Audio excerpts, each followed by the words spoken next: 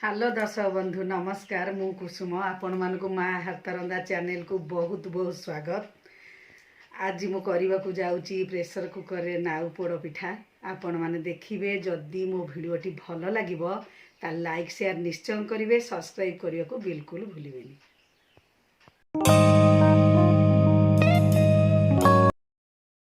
Pressure cooker रे लाउ पोड़ पिठा करिया पई एई सब सामग्री मु रेडी करी सारिची। सेथि पई मु 650 ग्राम चाउल गुंड नहीं, गोटे केजी कटा लाउ नहीं, गोटे लिटर पानी नहीं, 300 ग्राम क्षीर नहीं, गुजराती 5टार गुंड, 3 चामच तेल, कटा नड़िया, गुड़, स्वाद अनुसार लुण, 4टा तेजपत्र, तले न लगे प्रेसर रे नहीं शालपत्र। प्रथम आम गैस लगे हांडी बसैकी पानी देदबा।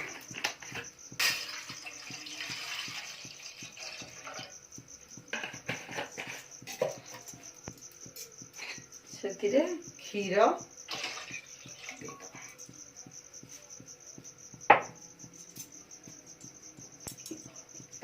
टे गरम हवा को छाड़दबा।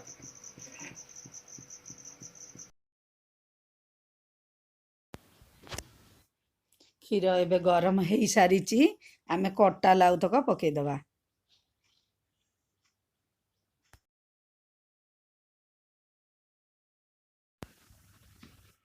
लाउ परे एबे आमे गुड़ पकईदबा।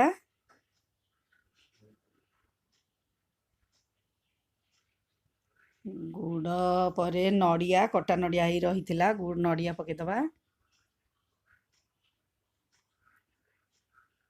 तापरे गुजराती गुंड,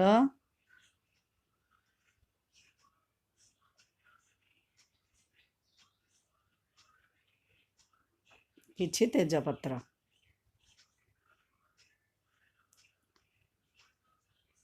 स्वाद अनुसार लुण,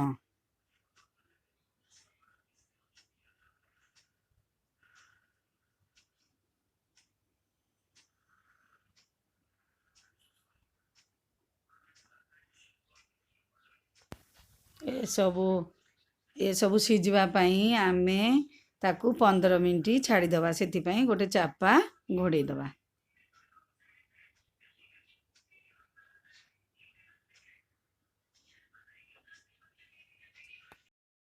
15 मिनिट हो जाइए। एबे लाउ सिझी जाइथिबो देखिदबा।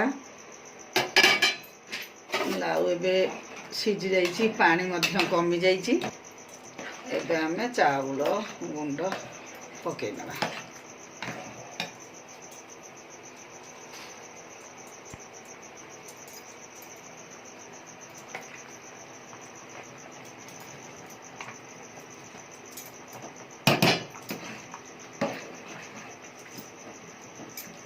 गैस को टिके कमी देवी, कमी देकरी चूनाटा पकईबी।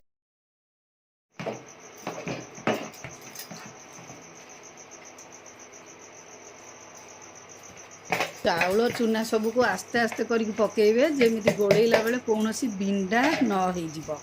बिंडा हो गले भितर कंचा रही पारे, सेतिपई भल भाबरे गोड़े नेबे।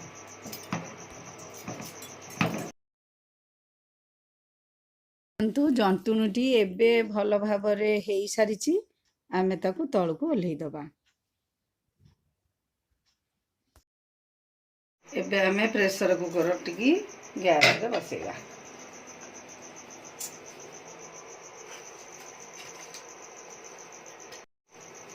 तापरे पत्र रे तेल लगे दबा।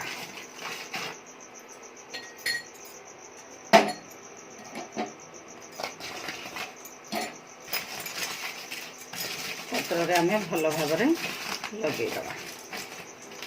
लगे देगी तले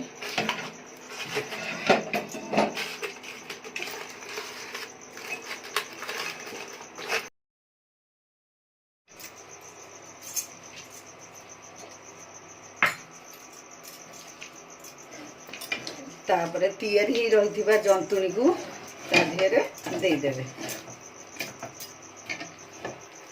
जंतुणी भी ताधीरे दे दउछि।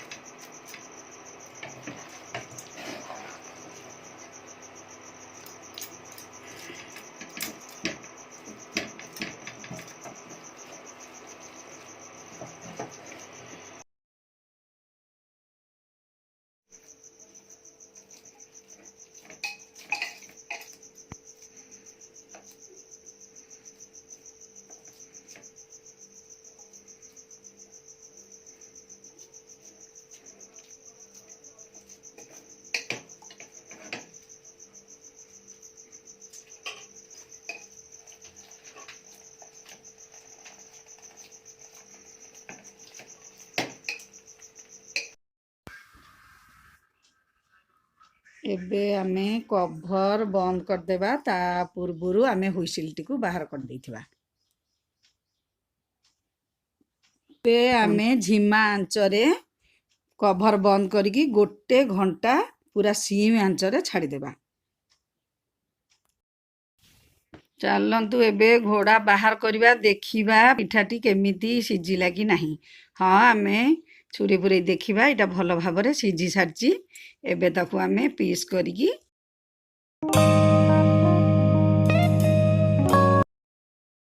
ବହୁତ ସଫ୍ଟ ହେଇଛି, ଏତେ ସୁନ୍ଦର ଭାବରେ ସିଝି ସାରିଛି। ଆପଣମାନେ ଘରେ ବନେଇବେ ନିଶ୍ଚୟ ଭାବରେ। ନମସ୍କାର।